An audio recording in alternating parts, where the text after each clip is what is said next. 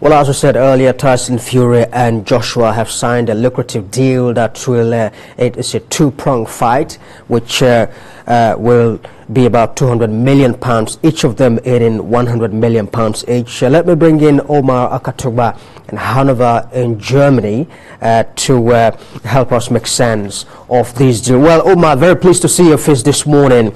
Well, this is the biggest fight in British history. What will be the motivation for either of the two fighters ahead of this blockbuster? Anyway, you just mentioned £200 million on offer.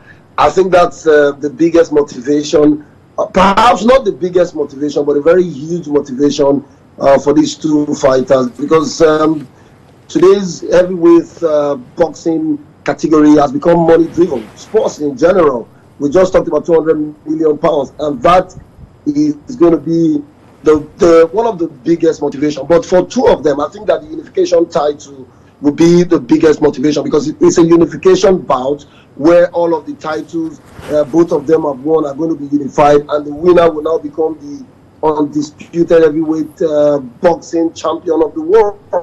So I think that is the biggest motivation. But of course, the money is a very key motivation, because £200 million. And listen, the first bout will be split, will be a 50-50 split. No matter who wins or who loses, they're going to get a 50-50 split. And then the return will now be 60-40. There's not so much difference. Whether you win or you lose, you are still going to be pocketing close to £100 million. That's absolutely mind-blowing, amazing, and unprecedented. Well, Omar, a few days ago, Tyson Fury came out to say, well, he is not training anymore and has gone back to taking pints of alcohol. Do you think it was just a mind game? Absolutely. Tyson Fury is known for mind games. He's a professional in this field. He knows how to do this. And I've also been following some of the comments from big boxing commentators around the world, and they've said it that the build-up will be characterized by mind games, and that will be absolutely mastered by Tyson Fury. That's his stock in trade. But Anthony Joshua is mature enough, is professional enough to understand how all this works. He's going to be focused. He's going to be getting ready as usual. Joshua is very focused, very disciplined, and of course, perhaps he wants to put all of these mind games behind him, focus on the prize, get the money, get the belt, and then become the undisputed. Omar, I want to put you on the spot at the moment. Between the two fighters, looking at their antecedents, who do you think will emerge the undisputed king of the ring only after Lennox Lewis? It's going to be a very tough one. Both of them are fantastic fighters. Tyson Fury, one of the best pound-for-pound boxers in the world. We know how he demystified Deontay Wilder in 2020 to win the WBC title. And of course, we saw how Joshua beat Kubrat Pulev in brutal fashion to end 2020. So both of them are coming into this fight highly motivated with a fantastic record behind them. Joshua IBF, WBO, and WBA titles, while Fury has the WBC title. So both of them are fantastic fighters. But as a Nigerian, as a journalist who has had communication or in contact with Anthony Joshua in the past, my heart picks Anthony Joshua. And of course, don't forget, the Nigerian spirit will propel Joshua to go all the way. The pounded yam, the egusi soup that has been a secret over the years might come to play in helping Joshua to beat Tyson Fury to become the undisputed world heavyweight boxer. Well, Omar, Nigerians would not agree, less with you on that, submission, really. Well, quite a number of countries have put, proposals ahead in terms of, hosting. We have the UK, the United States, United Arab Emirates as well. Well, in your view, which of the countries do you think will eventually, clinch, the hosting rights?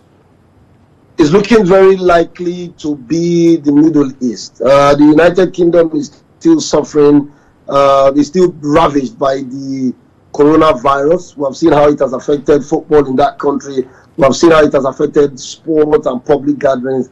I don't think that they will be in the mood to want to host such an event at this point in time. The Middle East seems to be more welcoming in this period of coronavirus for sporting events. We've seen how Qatar hosted the FIFA World Club Championship, and of course we saw Anthony Joshua his last fight in Saudi Arabia. And I think that Saudi and the United Arab Emirates are going to be looking very likely to clinch this one. Of course, England is a place where Joshua likes to fight. We saw how he defeated Kubrat Pulev in Wembley last year. But he's done it outside of England before. In Saudi Arabia, he seems to have humongous support in that country.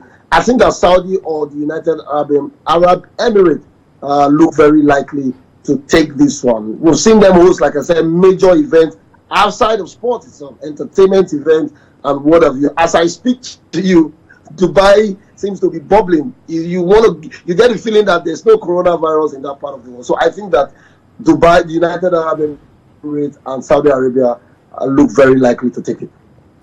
Well, this is one of the sporting activities that need cheering. You need fans to cheer their favorites on in sports like this.